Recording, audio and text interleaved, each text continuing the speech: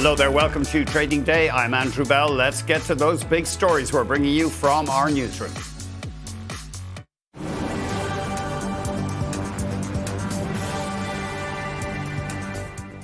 Shares in Loblaw trading in record territory today, up 2% after the giant grocery chain said it will invest $2.4 billion in Canada this year.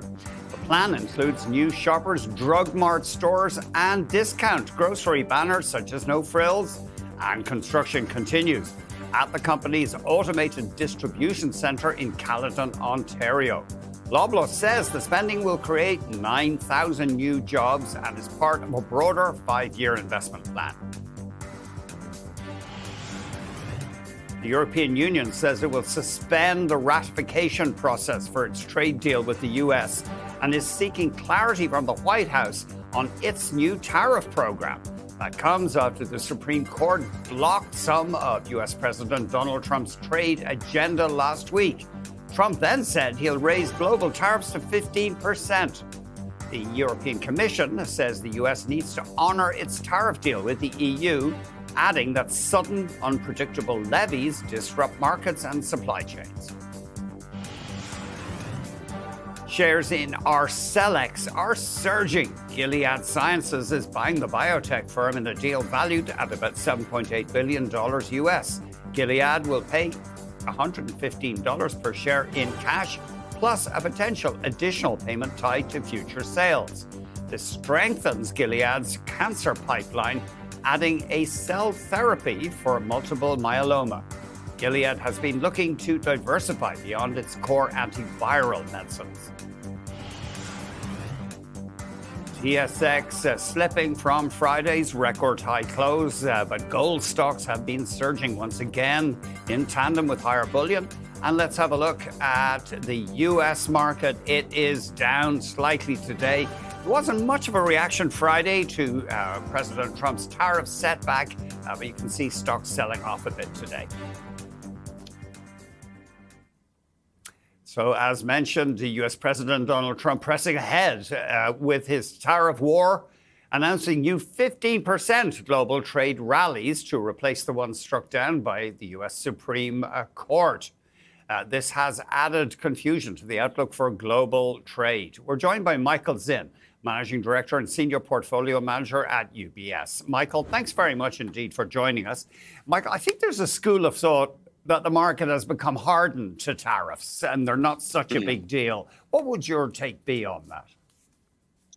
I think that the market has largely digested tariffs and continued kind of in a trading narrative that reflects that. And some of which I think you're seeing, there's just a new trade regime. There's more emphasis on supply chain securitization, onshoring, and it's all happening when you have a fairly good global growth cycle. So I think those things are all kind of coming together to result in what we're seeing today, which is a kind of a re-rating of domestic, tangible, dirty industry stocks, materials, industrials, energy. And we're also seeing it, face a challenge or cause a challenge to the tech sector that we've known and loved for many years. That's suffering as a consequence, I think, of all those factors coming together. It's interesting that you mention polluting industries. America, to become truly more self-sufficient in copper, would need to build more smelters. But I don't think many people want a smelter in their neighborhood. Yes. Yeah. The not in my backyard phenomenon definitely has been alive and well here in the U.S. And, to some degree, I think that's also led to some really strong performance in a lot of the emerging market sectors, because they, of course, have their mining capabilities already in place. And so the U.S. is clearly trying to emphasize more capability in that area, but it's a long road. But it seems one that the U.S. is committed to. So between materials and mining, abroad and also here in the U.S., those have been sectors that, although they're more speculative in nature, the more cyclical in nature, we've been putting more emphasis on putting capital in those sectors because that seems to be where the tailwinds are strongest. Have you been putting money into the electric utility stocks, for example, in the belief that electricity demand is going to surge? For sure. I mean, obviously the most standout example has been nuclear power. And there's a great emphasis on restarting a lot of those facilities here. And the utility sector overall has been, I think, a big beneficiary of the somewhat risk-off kind of tone of the market this year, and the fact that rates have gone a lot lower too. So we think the utility sector should continue to do relatively well. So we like some of the non-regulated power generation elements, of that space, and we like the regulated space as well for utilities. What about the Mag 7 stocks? NVIDIA obviously reporting Wednesday. Are you underweight, overweight in those stocks, or can you generalize? I know they're very different companies. They are different. Yeah, we've definitely been drifting towards underweight Mag 7 after being overweight them for a super long time. It seems like there's a bit of a clash of the Titans phenomenon going on, where they're competing with each other more and more so now, and also facing pretty stiff competition from some of the big mega private players, some of which may very well come public at the end of this year. So there are definitely challenges there. There's no question. Having said that, I think there are positives too. It's obviously a super crucial platform, and we've seen, particularly in Asia, incredible demand for memory chips. I mean, those sectors have just been absolutely going to the roof. And I think logically, it's reasonable to assume that super strong memory chip demand is going to translate into very, very strong cloud demand. And obviously, the Mag 7 has a near monopoly on big cloud infrastructure play. So we would expect at least that to be a bright point when we get into the reporting season next quarter. And Big Pharma, you think it could be a major winner in AI, just focusing research, allowing big drug companies to explore more potential products? Yeah, I think so. I mean, we've heard some of this from the CEOs recently, and consequently, we've seen that sector do very well, and then we've seen the whole set of vendors who supply that sector in tools and diagnostics and that whole area suffer a bit. The need for extensive research expenditure on clinical trial work, that may be more limited. They may be able to bring more of the research in-house. They may be able to simulate more of these through modeling. They're obviously creating their own LLMs and their own server sets, and they have the cash flow to do so. So that makes some sense to us. So we would expect the outperformance of Big Pharma to probably continue as a beneficiary of AI. And just finally, what about fixed income? Just remind us. I don't know if that's a big part of your day's work, but yeah. Are you comfortable with, say, 10-year bonds in the States right now? Say you had a 5-year time horizon. Right. It's a great question. It definitely is a part of our work. And I would say we're more comfortable with sovereign debt than we are with credit these days, which has its issues and still are trading in pretty tight ranges. Of course, the 10-year, and you have the graph up there now, is at the lower end of its range. And, I think there is one argument that is somewhat appealing as we go through these kind of doomsday AI scenarios, where all of a sudden we get a surge in unemployment, we get a very, very strong deflationary impulse, that maybe a 10-year treasury isn't a bad hedge against those things if we do see a low inflation, low employment environment. It's not our base case, but I think as we've seen a pretty strong economic growth here in general in the U.S., but one that's without much robust job growth, that having some 10-year kind of exposure does make some sense as a hedge against these other headwinds the markets seem to be facing these days. Michael, thank you very much indeed.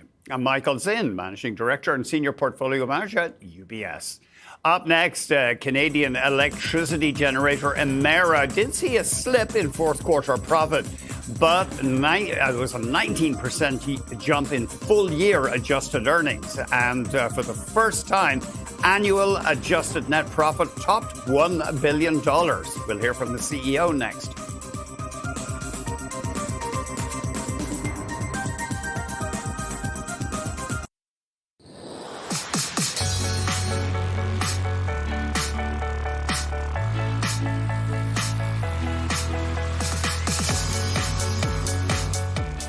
Canadian electricity generator Emera did see a slip in fourth quarter profit, but year over year, profit jumped 19% and adjusted earnings topped $1 billion for the first time. We are now joined by the president and CEO, Scott Balfour. Thanks very much indeed for coming on the show, Scott. Happy to be here. Thanks, Andrew. Just looking at your income statement here, Florida really is the big source of your profits this year, isn't it? You north of $840 million in adjusted profit from there, whereas your Canadian utilities were they were less than $200 million.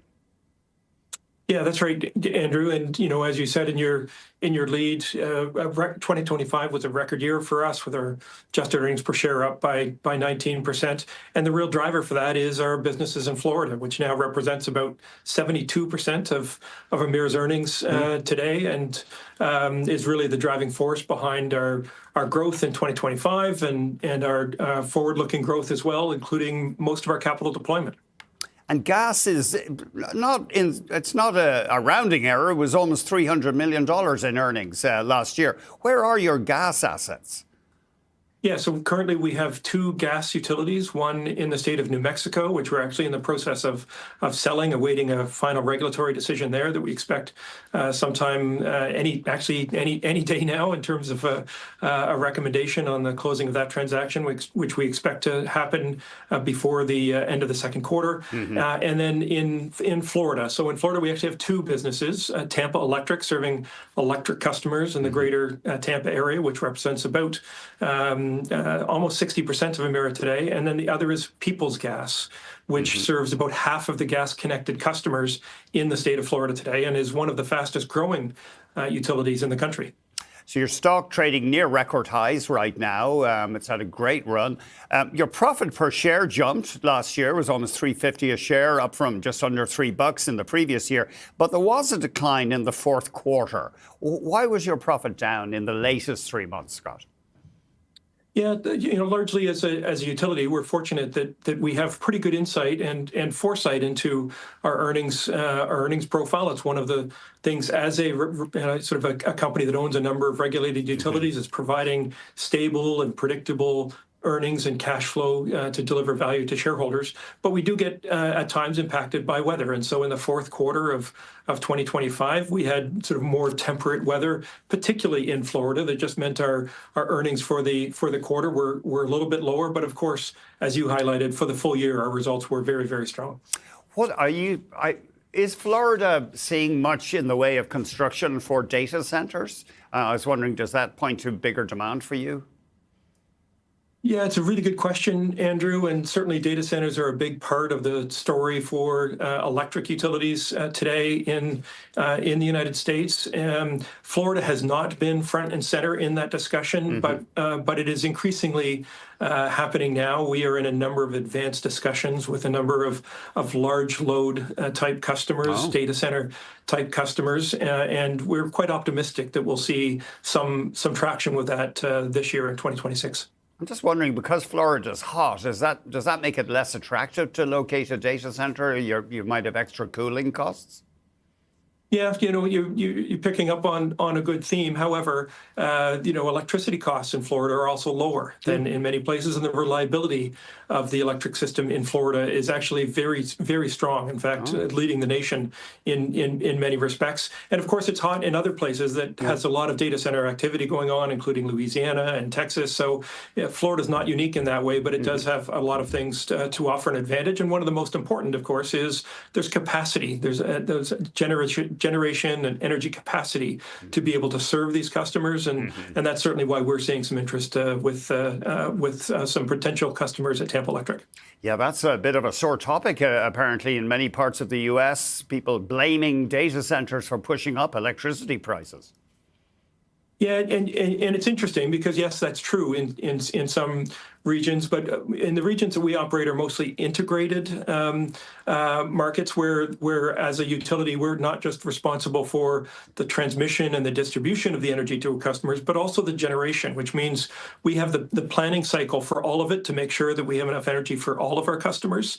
And of course, one of the really important things when we're pricing these large load type customers is to make sure that they're paying 100% of the incremental cost to serve them, plus a little bit more. And in fact, I think the real story with data centers moving forward is how it will help customer affordability, as opposed to in some markets. I know that it's been more of a challenge, but certainly in Florida, in our conversations with Tampa Electric, we see this as a story that actually will help affordability issues with our customers. Sorry, what do you mean discussions with Tampa Electric? What is Tampa Electric your operation there, or?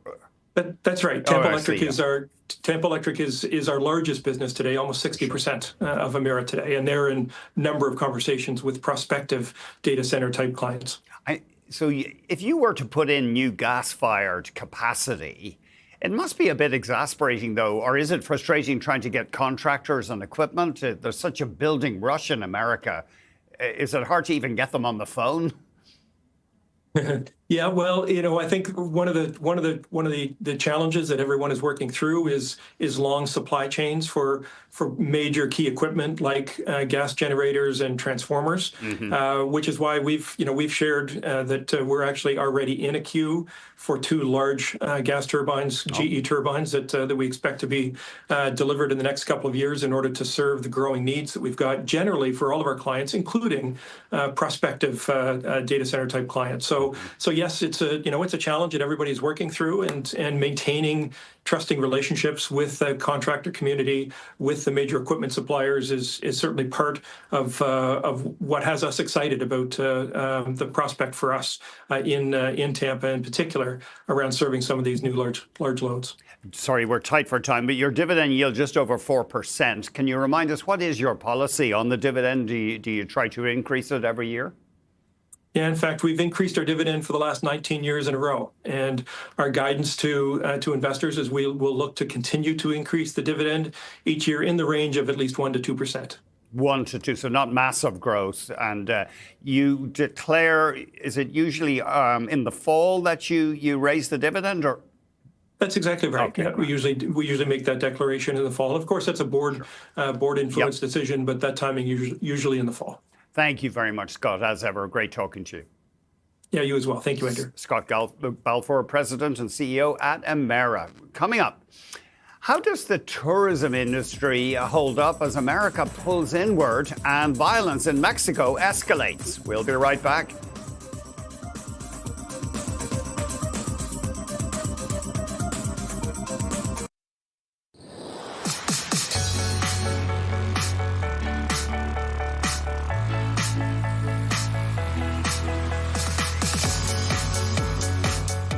There's violence in Mexico now after the killing of a cartel boss. Lots of Canadian tourists have had their favorite spots cut off or made a lot less attractive. We know Cuba's going through a fuel and economic crisis, and a lot of Canadians reluctant to travel to the US. Let's get more on the broad tourism industry and recent events in this geopolitical environment. We're joined by Adam Sachs, President of Tourism Economics, an Oxford economics company. Adam, thanks very much indeed for joining us. That's a pleasure. Could you start off with Puerto Vallarta in Mexico? Obviously, a tragic story, and apparently lots of Canadians trapped down there, and tourism flights from this country have been halted. Indeed, and one hopes it's a temporary situation. Typically, the resort tourist areas have been well protected and immune from this sort of violence. So hopefully we see that rectified. It's certainly a challenge for Canadian tourists who have significantly avoided the U.S. over the past year. Canadian travel to the U.S. fell some 23% in 2025, increased about 10% to everywhere else. And so indeed, it matters quite a lot to Canadian tourists, especially those that are stuck there right now. And a threat to Mexico. Generally, though, Mexico has been anxious to keep violence out of the big tourist areas, obviously. Indeed, and it's almost been a sort of détente or an understanding that we leave those areas alone. It's in everyone's best interest. But it does seem like the gloves are off, and so there's a level of uncertainty. I think what it does bear mentioning that what we've seen in the past, that even when there is this sort of violence and disruption, things can be brought back to normal relatively quickly. Tourists have incredibly short memories when it comes to these sorts of issues. So provided that security is restored, we could see tourism to Mexico restored within a matter of months. From what I can see, tourists have not been an actual target here. I think the cartel gunmen have been burning vehicles, ordering people out, but not actually attacking tourists. Indeed, and I think that's one of the reasons for encouragement that provided transportation schedules and infrastructure are in place, you could see things, I think, very likely brought into a stable place for tourism before too long. The Cuba as well, though, that's been a favorite, a cheaper destination for Canadians, and a lot of people not going there either. Well, indeed. I mean, but there is, I think, similar to Mexico, there are resort areas that are largely immune from some of the external security issues. And so that I think those are still options moving forward, provided things don't devolve significantly. Talk to us about America's tourism industry. It has been damaged. You say that right now, and I think this might be for last year, the U.S. was still 14% down from 2019 levels just before COVID. So the U.S. has lost a lot of tourism revenue. It's been a disaster, frankly. I think it's fair to look at the White House's set of policies and rhetoric and say that it's just been one unforced error after another. And so whether you look at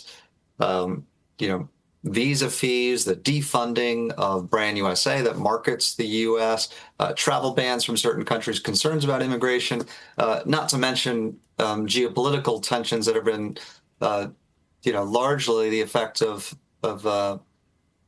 not relating well to friends and allies, frankly. You've seen the response. Tourists can go anywhere, and they have largely avoided the U.S. So we've seen a decline of 5.5% in 2025. But as you mentioned, that's 14% off of where we were in 2019. So you're 6 years ahead of our prior peak, and we're 14% and 11 million visitors down from where we were. We don't think we're going to get back for another 4 to 5 years. So you're looking at 10 full years, a lost decade of any growth and substantial losses in the meantime. I guess it is, according to Bank of America, it's not a gigantic sector, but it's important. It's 3% of GDP, tourism. I'm not sure if that's all external tourism, but, and I guess regionally, places like Maine have been hurt very badly. Indeed, anywhere, particularly bordering Canada, these destinations have suffered acutely. And while as part of GDP, you may say, okay, we can wash over that to some degree. It's a significant part of the U.S. trade balance. In fact, tourism historically is one of the only areas, in fact, the only significant area that the U.S. has historically had a trade surplus. That is, visitors to the U.S. spend more than U.S. residents spend abroad, typically. Well, that has completely gone into reverse. And so I think it's ironic that with all the attention put on things like tariff to try to amend the U.S. trade balance, the administration is doing so many things to hurt the trade balance in the one area that we have had historically a competitive advantage. I know, and the president's latest set of tariffs is supposedly based on a poor balance of payment situation for America. So, yeah, it is ironic. Yeah, I do want to visit Texas, but I'm too scared of ending up in a camp in El Paso, so I don't think I'll be going there anytime soon. Thank you very much indeed for joining us. was a pleasure. Thanks for having me. Adam Sachs, President of Tourism Economics over at Oxford Economics. Okay, we are going to have to take a break. Loblaw is planning an investment, it says, of more than almost $2.5 billion in Canada. We'll have more after the break.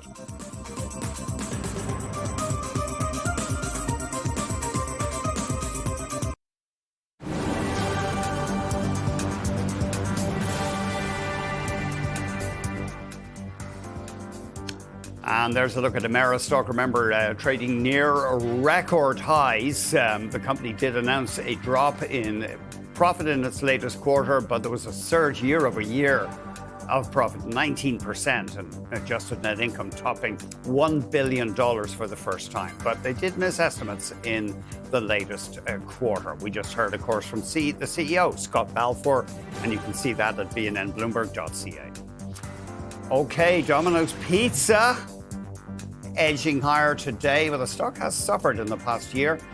That company reported fourth quarter revenue of $1.5 billion US, beating analyst estimates, and it was up more than 6% from a year ago. Same-store sales rose, with franchise locations outperforming company-owned stores. Domino's also has been accelerating its store expansions. Merck is reorganizing its pharma business, creating a separate division focused on cancer drugs as it prepares for sales pressure later this decade. Its blockbuster immunotherapy treatment is set to lose U.S. patent protection in 2028. Merck says the move will help it sharpen its focus and support more than 20 upcoming drug launches as it works to offset the expected decline in revenue for that popular drug. TSX under a little bit of pressure today, down from Friday's record high close, but gold stocks have been jumping again. Gold not far short of 5,200. And we've seen the likes of Agnico Eagle and Alamos Gold hitting record highs. We'll have more on that later on the show. And let's have a quick look at the U.S. markets. They have seen some selling today amid concerns over the impact of U.S. President Trump's ongoing tariff war. And of course, there is discussion that the U.S. may be planning some kind of attack on Iran within the near future. A lot of ships and planes have been moved to the Middle East. Loblaw says it will spend almost $2.5 billion this year to build 70 new stores and renovate nearly 200 others and expand its supply chain capabilities. The plan is focused on discount, including new No Frills Maxi stores, No Frills and Maxi stores, and also Shoppers Drug Mart locations. Let's get more from Mike Von Masso, professor in the Department of Food, Agriculture and Resource Economics at Guelph University. Mike, thanks very much indeed for joining us. Really appreciate it. Good afternoon. Thanks for having me. Anything jump out for you with this Loblaw plan? No, to me, this was very much what we expected. We heard from Loblaw in the fall that they were going to refocus, that as they open new stores, that they would likely be the discount brands. As they're refurbishing stores in certain neighborhoods, they'll probably refurbish some of those to discount and just simply leave the others as they are under the current flag. So this isn't a huge surprise. They'd previously announced their automated distribution center as well, and part of that investment is in there. So to me, this is really an announcement of the size of the commitment as part of an ongoing $10 billion over the next 5 or 6 years, and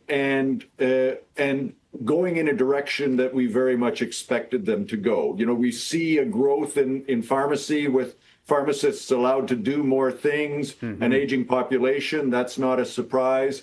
And that move to discount in grocery is very much reflective of changes in consumer behavior as well. Certainly, I've seen at least one and maybe more former Loblaw full-service stores in my Toronto area turning into No Frills. People just don't want to pay any kind of premium, it seems, for food right now. Yeah. we've seen several years of climbing food prices, and depending on the demographics in the neighborhood, and depending on competitors in the neighborhood, they're saying it's a strategic advantage for them to be a no frills or a discount brand rather than sort of that mid-level brand that they've been historically. People are looking for value. They're not as worried about variety and choice. They're looking for value, and this strategic response reflects that. Yeah, I'm trying to think. I guess it's cheaper. You're not at a no-frills store. You're not offering an actual butcher's counter, and you're not offering a bakery counter. Generally, you're not anyway. All those things. So you less staffing that way. Well, there's less staffing. There's less variety, so there's less lower. The more inventory, the more variety you have, the more waste you'll have as things as get beyond their best before date, and consumers are less inclined to buy it. They do other things. When we go into a Loblaws, for example, we expect to buy bananas that are ready to eat, whereas if we go to a no frills, maybe they're a bit greener, and that allows them to say, well, we'll have less waste in our bananas in no frills. So there are some differences. You go into a Loblaws, you might see 50 different types of mustard. If you go into a no frills, you're not going to see that level of choice. So there are differences that allow them to be more affordable. The experience is different too. The aisles are a bit more narrow and that sort of thing. And certainly, do we need multiple types of mustard? Yeah, a lot of this choice is kind of unnecessary, probably. Yeah. One thing you probably remember, it's probably more than a year ago now, that they announced they were going to try out these no-name-only stores, rather like a European Aldi or a Lidl, with a heavy emphasis just on store brand. But that seems to have fizzled. I've seen reports that they've been closing those in Ontario. I asked the company, where are you going with it? And I haven't heard you back. But maybe that was too hardcore for shoppers. Well, I think it depends on the market. I know one of the stores in Eastern Ontario is still open. Okay. They have closed two west of Toronto. And again, it wasn't exactly the sweet spot that consumers were looking for. I don't think it necessarily says that people aren't looking for discount in those markets. One of the markets that they closed a no-name was Windsor, and we know Costco is building a new store in Windsor. So it was maybe the neighborhood, or again, maybe that's getting too constrained relative to choice, and wasn't the sweet spot for what consumers are looking for. Have they dodged the bullet now when it comes to controversy over alleged lack of competition in Canadian grocery retailing? I mean, the Liberal government under the previous Prime Minister was quite outspoken on this, but we haven't heard much lately.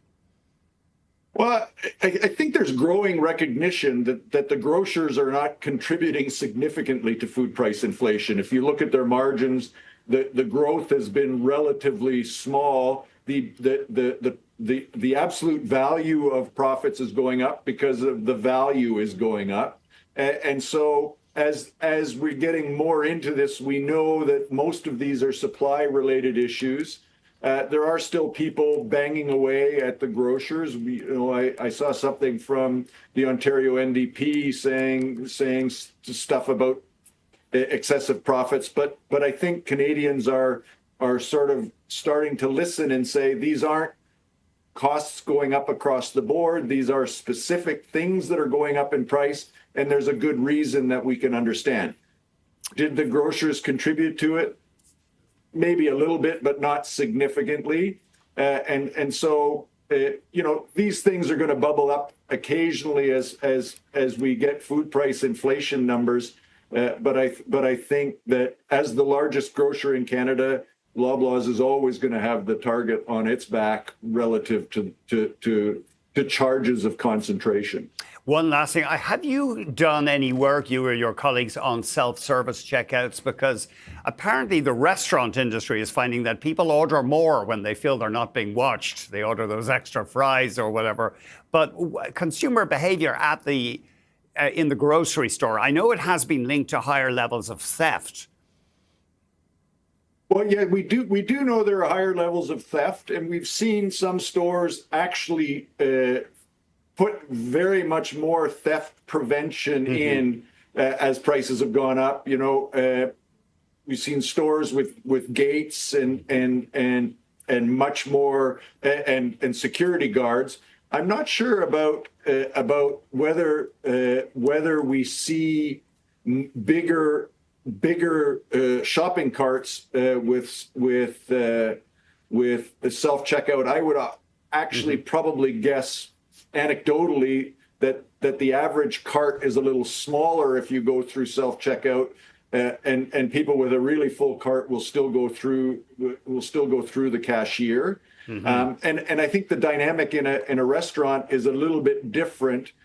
Because you're not feeling like you're being judged. You might order that dessert Yes. And stuff. There's research that says that less attractive servers also get people to buy more. And maybe that's men, middle-aged men who are sucking in their gut with an attractive server, and someone they don't find as attractive. They're saying, well, I can get that dessert because no one's judging me.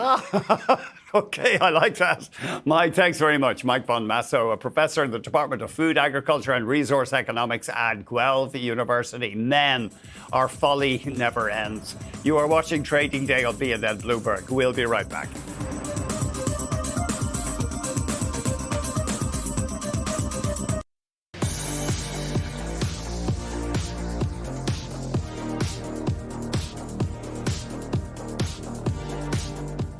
On Hot Picks, we zeroed in on 3 stocks our guest says are resistant to AI disruption. We heard from Julian Klimochko, founder and CEO of Accelerate Financial. There's a lot of fear and concern in the market with respect to really all of the innovations and developments coming out of the leading AI labs. And some of it is just truly exceptional. But as you noted, Anthropic will release a new model and hit certain segments of the market if investors perceive that they can be disrupted. So what we're talking about today is halo stocks. That's heavy assets, low obsolescence, effectively stocks immune to this AI disruption trade. And we're going to focus on sectors such as industrials, retail, and consumer staples. So we have 3 picks in those sectors to chat about. Let's start off with your first idea, Toromont Industries, a dealer in heavy equipment.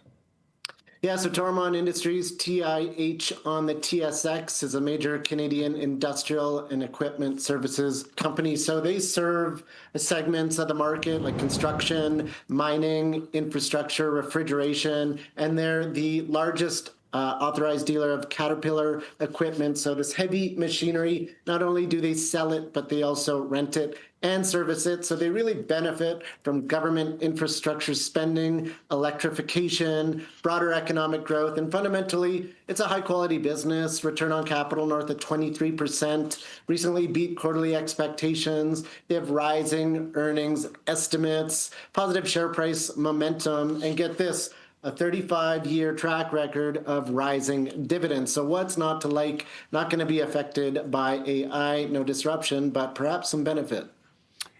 Your next idea is very different, Dollar Tree in the United States. Now, some of these U.S. dollar store giants have struggled. We hear about low pressure on lower-income consumers, for example, but you like the look of Dollar Tree. Yes, Andrew, and I've been on the show before, and I recommended Dollarama previously, another one of these low-cost discount retail chains. Now, Dollar Tree is one of the largest, over 15,000 stores in the U.S. and Canada. So they sell low-priced merchandise, food, household essentials. So they can do well in a kind of low-growth or recessionary economic environment, but also. And you mentioned kind of lower income consumers having a tough time, but you do have kind of higher income consumers starting to go there more and more with this persistent inflation. So they're really nailing the price point and poised for growth. They recently raised earnings guidance and beat quarterly expectations. So they're just knocking it out of the park from an operations standpoint. Attractive valuation, about 8.3 times EBITDA. One thing we really like is its capital allocation. For example, last year bought about 6.7% of their shares back. So reducing shares outstanding, attractive return on capital, north of 40%, and strong same-store sales growth. And get this, their expansion opportunities, they're talking about over 400 new stores per year. So it's still a growth story. And Dollar Tree, unlikely to be disrupted by AI. In fact, could be benefiting from it just via operational improvements, managing inventory, and location selection. So it's a name that highly unlikely to be disrupted, but in fact could benefit. That's interesting. Yeah, I mean, presumably this will make it much easier for retailers to figure out where to put stores and what inventory to have. I mean, obviously they've been using big data for that stuff for years, if not decades, but AI will help them target certain markets. Oh, certainly. And my third pick is along the same lines, Ulta Beauty, ULTA, largest specialty beauty retailer in the United States. So they're selling cosmetics, fragrances, etc. Over 1,500 stores, also a great growth story. They do very well in e-commerce. They're growing revenue, the top line, double digits, over 12%, strong margins, great same-store sales growth, and beating quarterly expectations. So they've been knocking it out of the park. And Andrew, even if AI ends up taking all of our jobs, we still want to look good. We still want to smell good. So these beauty retailers, I think, have strong growth potential. This one has a great free cash flow yield. Again, a consistent earnings growth, high return on capital, allowing not only reinvestment, but share repurchases, which we always like. They trade at a below market multiple, which is always nice. And lastly, you know, with a physical retailer like this, they really have their customers come into the store, try out their products, consult with an expert. And this is another name not going to be disrupted by AI, but perhaps benefit just through customer retention and things of that nature. It's interesting, though. You may have heard there are some concerns that AI, when we're shopping online, AI will start offering us different prices according to what it reckons our ability to pay is. Yeah, and perhaps a real sector leader like Ulta, I think, could benefit from that as they sort of consolidate the space and dominate the sector. Okay, still ahead. We're going to take one last look at the markets before we go. There's still woe for investors in some of those software stocks. We'll be right back.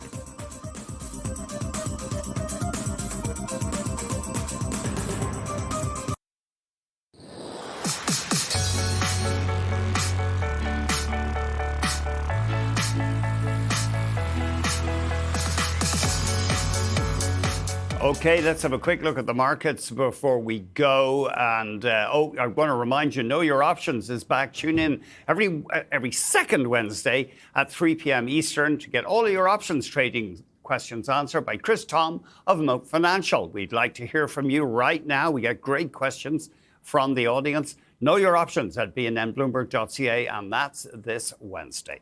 Okay, as promised, a quick look at the markets, and there's lots of action going on in gold and silver, and that's helping to support Toronto stocks, although they did hit a record high earlier and then dropped from that level. One stock that is on our radar here is an outfit called Lunar Royalties. Now, they are an affiliate of the Lundin Group. They started trading only in late December. They just signed a deal, though, in which Lunar will buy a $670 million silver stream for equity from Lundin Gold, an affiliate, based on the huge mine in Ecuador, and it'll pay with shares. So it's interesting, the Lundin silver.